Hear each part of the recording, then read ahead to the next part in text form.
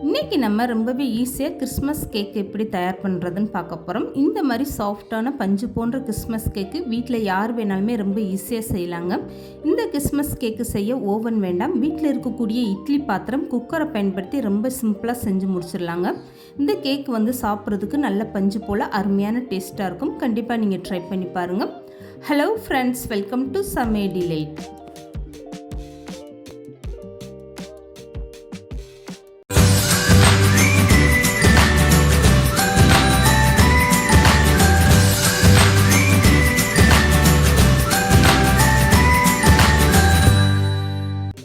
Christmas cake செய்கிறதுக்காக first வந்து caramel தயார் பண்ணிடலாம். இதுக்காக ஒரு பாத்திரத்தில் அரை கப் அளவுக்கு வெள்ளை சக்கரை சேர்த்துக்கோங்க. இது கூட 1 ஸ்பூன் அளவுக்கு மட்டும் தண்ணி சேர்த்துக்கோங்க.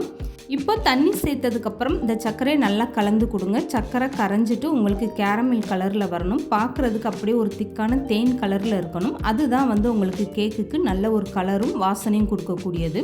அதனால் ஃபஸ்ட்டு இந்த மாதிரி நீங்கள் கேரமல் தயார் பண்ணி எடுத்து வச்சுக்கோங்க. இப்போ பாருங்கள், பார்க்கும்போதே உங்களுக்கு தெரியும் இந்த கேரமல் வந்து எந்த அளவுக்கு நல்ல கலர் சேஞ்ச் ஆகிருக்குன்னு. இதுக்கு மேலே நீங்கள் கலர் சேஞ்ச் ஆக விட்டுறாதீங்க. அப்போ வந்து உங்களுக்கு கேக்கு கசக்க ஆரம்பிச்சிடும். இப்போ வந்து ஸ்டவ்வை மீடியமாக வச்சுட்டு இது கூட சூடான தண்ணி வந்து அரை கப் அளவுக்கு சேர்த்துக்கோங்க. பச்சை தண்ணி சேர்த்திங்கன்னா உங்களுக்கு மேலெல்லாம் தெறிக்க ஆரம்பிச்சிடும். அதனால் தண்ணியை வந்து நல்லா சூடு பண்ணிவிட்டு அந்த சூடான தண்ணியை இந்த கேரமலில் சேர்த்துக்கோங்க. இப்போ சேர்த்துட்டு ஒரு டைம் நல்லா கலந்து கொடுங்க. இந்த கேரமல் வந்து நல்லா கரைஞ்சிட்டு வர ஆரம்பிச்சிருச்சு.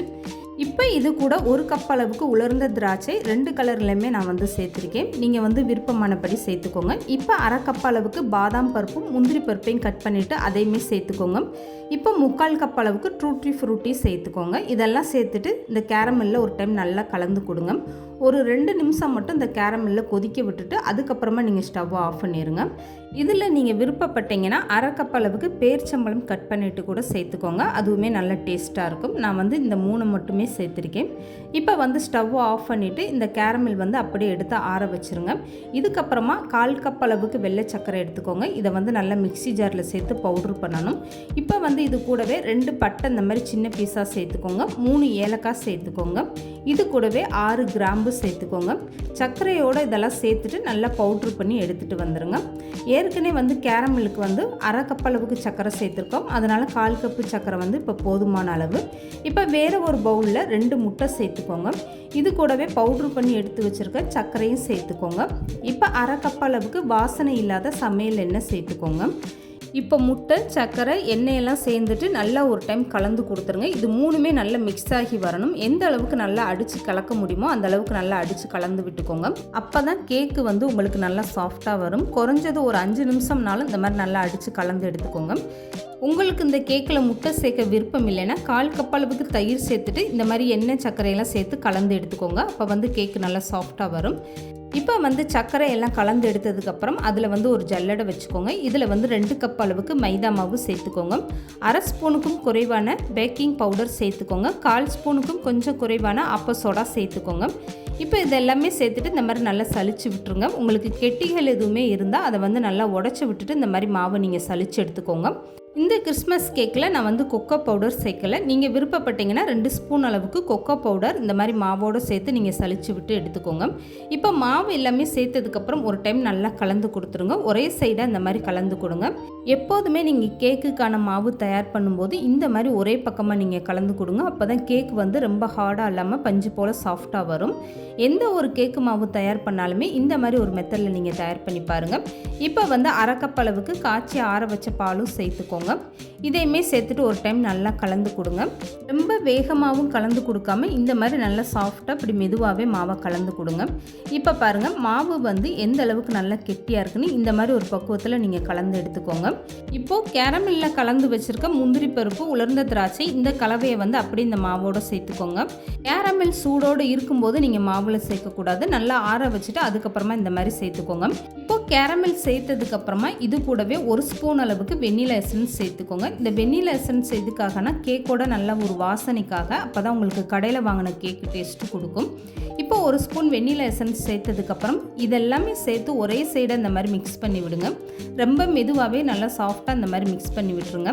இந்த கேரமல் வந்து மாவோடு சேர்ந்து எல்லா பக்கமும் நல்லா மிக்ஸ் ஆகணும். அது வரைக்குமே இந்த மாதிரி நல்லா சாஃப்டாக மிக்ஸ் பண்ணி எடுத்துக்கோங்க. இப்போ வந்து கேக்குக்கான மாவு ரொம்பவே சூப்பராக தயாராகிடுச்சு. மாவு எந்த அளவுக்கு நல்லா கெட்டியாக இருக்குது பாருங்கள்.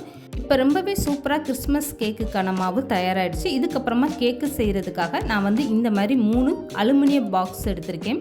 உங்கள் வீட்டில் யூஸ் பண்ணுற கப்பு இருந்தால் எடுத்துக்கோங்க. அப்படி இல்லைன்னா சின்னதாக டீ குடிக்கிற கிளாஸு இல்லை சின்ன சின்ன கிண்ணங்களை பயன்படுத்தி கூட நீங்கள் இந்த கேக்கை செஞ்சு எடுக்கலாம். இப்போ நீங்கள் எந்த பாக்ஸில் இல்லை கப்பில் நீங்கள் கேக்கு செய்ய போகிறீங்களோ அதில் வந்து இந்த மாதிரி லேசாக எண்ணெய் அப்ளை பண்ணி எடுத்துக்கோங்க. இதுக்கப்புறமா கலந்து வச்சுருக்க கேக் மாவுலேருந்து அரை கப் அளவுக்கு நீங்கள் மாவு சேர்த்துக்கோங்க. இந்த பாக்ஸ் முழுவதுமே நீங்கள் மாவு சேர்த்துட்டிங்கன்னா அந்த கேக்கு வெந்து வரும்போது உங்களுக்கு மாவெல்லாம் வெளியில் வர ஆரம்பிச்சிடும். எந்த ஒரு கப்லையும் கிண்ணத்துலையும் நீங்கள் கேக்கு செய்யும்போது இந்த மாதிரி அரை பாக்ஸ் அளவுக்கு மட்டுமே நீங்கள் கேக்கோட மாவை சேர்த்துக்கோங்க. இப்போ இந்த பாக்ஸில் மாவு சேர்த்ததுக்கப்புறமா இதுக்கு மேலே லேசாக டூட்டி ஃப்ரூட்டி, உலர்ந்த திராட்சை, முந்திரி பருப்பு இந்த மாதிரி லேசாக தூவி விட்டுக்கோங்க. உங்களுக்கு அப்போ கேக்கு வெளியில் வெந்து வரும்போது பார்க்குறதுக்கு ரொம்ப அழகாக இருக்கும். இப்போ இந்த கிறிஸ்மஸ் கேக்கு பார்க்கும்போது உங்களுக்கே தெரியும், இந்த பாக்ஸில் நான் அரை பாக்ஸ் அளவுக்கு தான் மாவு சேர்த்துருக்கேன். இது வெந்து வரும்போது பாருங்கள், உங்களுக்கு பாக்ஸ் முழுவதுமே மேலே வரைக்கும் நல்லா இந்த கேக்கு எலும்பி வர ஆரம்பிச்சிடும். இந்த மாதிரி கிறிஸ்மஸ் கேக்கு ரொம்பவே ஈஸியாக நீங்களும் வீட்டில் செய்யலாங்க. இது சாப்பிட்றதுக்கு நல்லா சாஃப்டாக பஞ்சு போல் அருமையான டேஸ்ட்டாக இருக்கும். இந்த கிறிஸ்மஸ் கேக்கு செய்கிறதுக்கு ஓவன் வேண்டாம். நீங்கள் வீட்டில் இருக்கக்கூடிய இட்லி பாத்திரத்தை பயன்படுத்தி ரொம்ப சிம்பிளாக ரொம்பவே சூப்பராக செஞ்சு முடிச்சிடலாம்.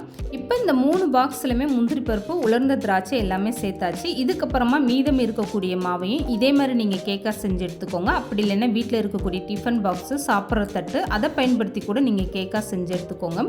நான் வந்து இந்த மாதிரி கேக்கு டின்னு எடுத்துருக்கேன். இதில் வந்து பட்டர் சீட்டு வச்சுட்டு கொஞ்சமாக எண்ணெய் அப்ளை பண்ணி எடுத்திருக்கேன். இதில் மீதம் இருக்கக்கூடிய கேக்கு மாவையும் சேர்த்துட்டு இந்த மாதிரி நல்லா ஒரே சமமாக மாவை எடுத்து விட்டுருங்க. இதுக்கப்புறமா இந்த கேக்கு மாவு மேலே கொஞ்சமாக நீங்கள் முந்திரி பருப்பு, உலர்ந்த திராட்சை, டூட்டி ஃப்ரூட்டி இந்த மாதிரி எல்லாமே சேர்த்துட்டு இந்த கேக்கு மாவையுமே நீங்கள் அப்படியே வேக வச்சு எடுத்துக்கோங்க. உங்களுடைய விருப்பத்துக்கு ஏற்ற மாதிரி நீங்கள் கேக்கு எப்படி வேக வச்சு எடுக்கிறீங்களோ அந்த மாதிரி வேக வச்சு எடுத்துக்கலாம். டேஸ்ட்டில் வந்து உங்களுக்கு எந்த ஒரு வித்தியாசமும் தெரியாது. கடையில் வாங்கக்கூடிய கிறிஸ்மஸ் கேக்கு மாதிரி இதோட டேஸ்ட்டு அவ்வளோ ஒரு அருமையான டேஸ்ட்டாக இருக்கும். கேக்குமே நல்லா சாஃப்டாக பஞ்சு போல் அருமையான டேஸ்ட்டாக இருக்கும். இப்போ வந்து கேக்கு மாவு எல்லாமே ரெடி ஆயிடுச்சு. இதுக்கப்புறமா கேக்கு எப்படி வேக வச்சு எடுக்கிறதுன்னு பார்க்கலாம். இப்போது கேக்கு வேக வச்சு எடுக்கிறதுக்காக இந்த மாதிரி ஒரு பாத்திரம் எடுத்துக்கோங்க. அப்படி இல்லைன்னா ஒரு குக்கர் இருந்தால் அதை பயன்படுத்திக்கோங்க. இப்போ கேக்கு வேக வைக்கிற இந்த பாத்திரத்தை அப்படியே மூடி போட்டு குறைஞ்ச தீயில ஒரு 10 நிமிஷம் வந்து இந்த பாத்திரத்தை நல்லா சூடு பண்ணிக்கோங்க. அதுக்கப்புறமா உள்ள ஒரு ஸ்டாண்டு போட்டு தட்டு வச்சுட்டு நம்ம ரெடி பண்ணி வச்சுருக்க கேக்கு மாவை இந்த மாதிரி ஒவ்வொன்றா எடுத்து வச்சுக்கோங்க. இப்போ வந்து இந்த கேக் வந்து வேகிறதுக்காக குறைஞ்ச தீயில அப்படியே மூடி போட்டு வச்சுருங்க. கரெக்டாக ஒரு 25லேருந்து 30 நிமிஷம் இந்த கேக்கை நீங்கள் வேக வச்சு எடுத்துக்கோங்க. 30 நிமிஷத்துல இந்த கேக்கு வந்து நல்லா வெந்துட்டு சூப்பராக வந்துடும். இப்போ நான் மூடி ஓப்பன் பண்ணி காட்டுறேன் பாருங்கள். கேக்கு எந்த அளவுக்கு நல்லா மேலே ஃபுல்லாக செவந்துட்டு ரொம்பவே சூப்பராக வெந்து வந்திருக்கணும். ஒருவேளை உங்களுக்கு டவுட்டாக இருந்தால் இந்த மாதிரி ஒரு கத்தி வச்சுட்டு நீங்கள் கேக்குக்கு நடுவில் இப்படி விட்டு பாருங்கள். கத்தியில் ஒட்டாமல் வந்ததுன்னா ரொம்பவே சூப்பராக கேக்கு வெந்து வந்துருச்சு. இப்போ வந்து ஸ்டவ் ஆஃப் பண்ணிவிட்டு இந்த கேக் எல்லாமே வெளியே எடுத்து வச்சுருங்க. கிறிஸ்மஸ் கேக்கு குறைஞ்சது ஒரு 10 நிமிஷம் அப்படியே நல்லா ஆற வச்சுருங்க. ஆற வச்சுட்டு எடுத்திங்கன்னா உங்களுக்கு கொஞ்சம் கூட இந்த பாக்ஸில் ஒட்டாமல் ரொம்பவே சூப்பராக வந்துருச்சு பாருங்கள். அப்படியே நம்ம கடையில் வாங்கின கிறிஸ்மஸ் கேக் மாதிரி எந்த அளவுக்கு நல்லா சாஃப்டாக ரொம்பவே சூப்பராக வந்திருக்கு பாருங்கள்.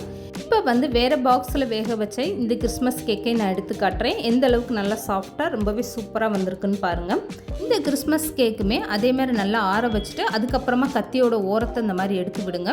இதுக்கப்புறமா நீங்கள் கேக்கை இப்படி கமத்தி விட்டு எடுத்திங்கன்னா போதுங்க. கொஞ்சம் கூட ஒட்டாமல் எந்த அளவுக்கு நல்லா சூப்பராக செவந்து வந்திருக்கு பாருங்கள். இப்போ வந்து மேலே இருக்கக்கூடிய இந்த பட்டர் சீட்டெல்லாம் எடுத்துகிட்டு உங்களுக்கு விருப்பமானபடி நீங்கள் பீஸ் போட்டு எடுத்து வச்சுக்கோங்க. அவ்வளோதாங்க, நம்ம கடையில் வாங்கக்கூடிய கிறிஸ்மஸ் கேக்கு எவ்வளோ ஈஸியாக நம்ம வீட்டிலே செஞ்சாச்சு பாருங்கள். இந்த கிறிஸ்மஸ் கேக்கு செய்கிறதுக்கு உங்களுக்கு ஓவன் வேண்டாங்க. வீட்டில் இருக்கக்கூடிய பாத்திரத்தை பயன்படுத்தி ரொம்ப சிம்பிளாக ரொம்பவே அருமையான டேஸ்ட்டில் கிறிஸ்மஸ் கேக்கு நீங்கள் தயார் பண்ணலாம். கண்டிப்பாக நீங்களும் ட்ரை பண்ணி பாருங்கள். இந்த வீடியோ பிடிச்சிருந்தா லைக் பண்ணுங்கள், ஷேர் பண்ணுங்கள். மறக்காமல் சமையல் டிலேட் சேனலை சப்ஸ்கிரைப் பண்ணுங்கள்.